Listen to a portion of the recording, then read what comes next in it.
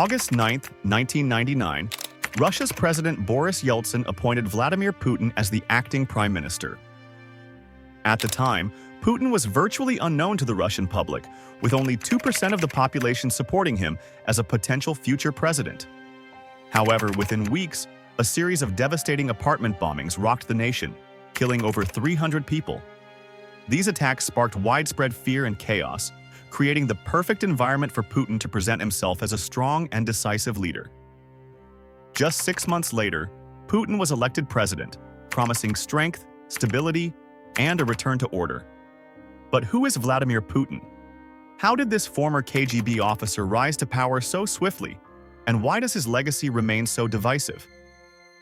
To answer these questions, we must look back at the events and influences that shaped Putin's rise, from his KGB roots to his strategic maneuvers during one of Russia's most turbulent periods.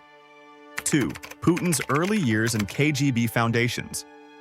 Vladimir Putin was born on October 7, 1952, in Leningrad, now St. Petersburg, Russia. Growing up in a working-class family, his early life was shaped by the aftermath of World War II and Soviet-era hardships. Despite being an average student, he developed a strong interest in martial arts and espionage stories. In 1975, Putin graduated from Leningrad State University with a law degree and joined the KGB, driven by a desire to serve his country. His early roles were administrative, but in the 1980s he received elite training in Moscow and was stationed in Dresden, East Germany. There, he gathered intelligence, recruited informants, and stole Western technology, gaining key insights into espionage and the vulnerabilities of the West. 3. The collapse of the Soviet Union and Putin's transition. The 1991 collapse of the Soviet Union deeply impacted Vladimir Putin. By that time, he had returned to Leningrad and was working as an aide to Anatoly Sobchak, the city's mayor. During this chaotic period of Russia's shift to democracy and capitalism, Putin witnessed the country's economic collapse, rising inflation, and a dramatic fall in living standards. Meanwhile, oligarchs amassed vast wealth, fueling Putin's disdain for the West's treatment of Russia. After Sobchak's loss in 1996, Putin moved to Moscow, quickly climbing the political ranks. In 1998, he became the director of the FSB, the KGB's successor, setting the stage for his ascent to greater power. The apartment bombings and the Chechen War. In 1999, Russia faced economic collapse and escalating violence, particularly from separatists in Chechnya. Amid this turmoil, a series of deadly apartment bombings in Moscow and Volgodonsk, killing over 300 people, were blamed on Chechen terrorists.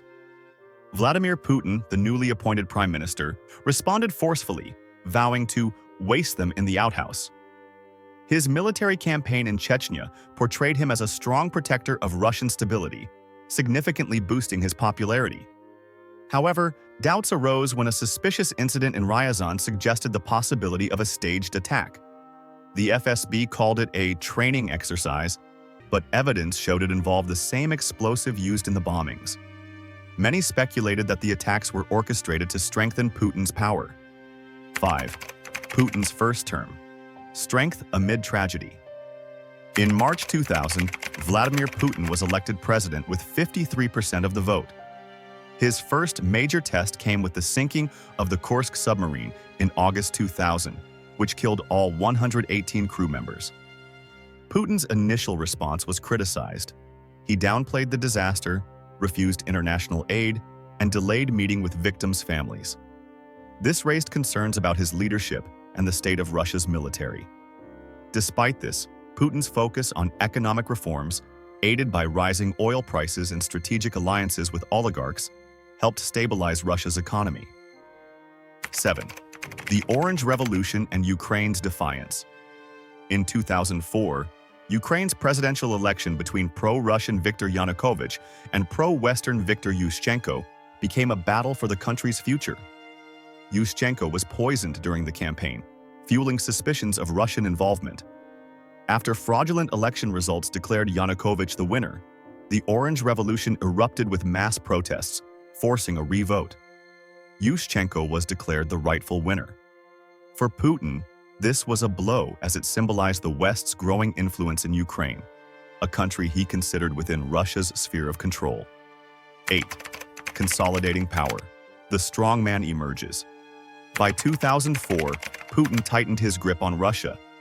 He centralized authority, sidelined regional governors, and brought the media under state control.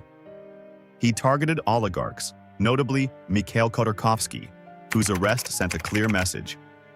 Loyalty to Putin was required for power. Putin also adopted nationalist rhetoric. The Georgia War, a warning to the West. In 2008, Putin intervened in Georgia's separatist regions under the pretext of protecting ethnic Russians. 10. Annexation of Crimea and the war in eastern Ukraine. In 2014, after Ukraine's pro-Russian president was ousted, Putin annexed Crimea and sparked a war in eastern Ukraine, backing pro-Russian separatists. 11th. Putin's weakening grip, challenges at home and abroad. Putin's rule faced mounting challenges, from Western sanctions to economic struggles and growing domestic dissent. Meanwhile, NATO strengthened its presence in Eastern Europe, isolating Russia further. 12th conclusion, the enigma of Vladimir Putin. Putin has reshaped Russia into a powerful, defiant state, restoring national pride but leaving the country isolated and economically vulnerable. The world continues to watch whether his ambitions will outpace his capabilities